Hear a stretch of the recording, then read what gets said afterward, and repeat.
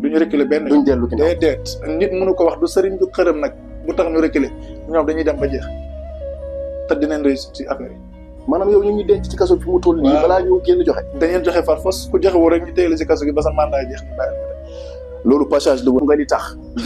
ma wax la. waaw dama nekkoon ci xalwa 2021. boo koy fàttaliku. ma nekkoon teere ak APS.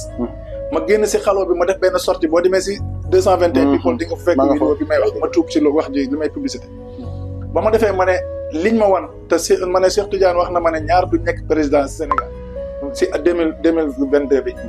24 bi muy Ousmane Sonko ak Macky Sall.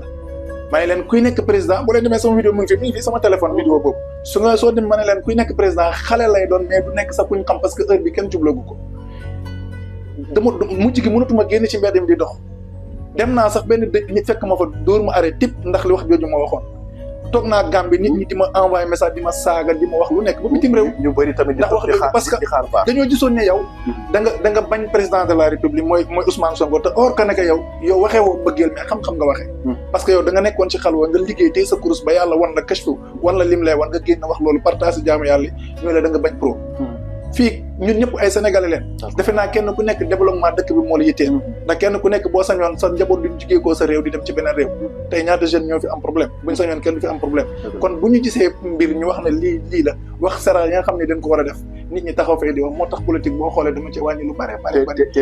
te pour de compte mën naa ci wax lu bari mais boo waxee fu mu toll nii suba ñi ngi dal sa kaw d'accord mais maanaam loolu passage de woon ndax ci biir seet gi moom laa la wax ni parce que fi mu toll nii dañuy wër lu bëgg lu leer boobu ba léegi ñu nga denc xaalis ba ñii ne denc nañ ñi ne denc léegi nag moo tax man may joxe exemple ni ndeem seet boobu daa wér ndax sa xalu boobu nga dugg moo feeñal ne tey président Diomaye Faye moom la suñu borom waroon def ndax président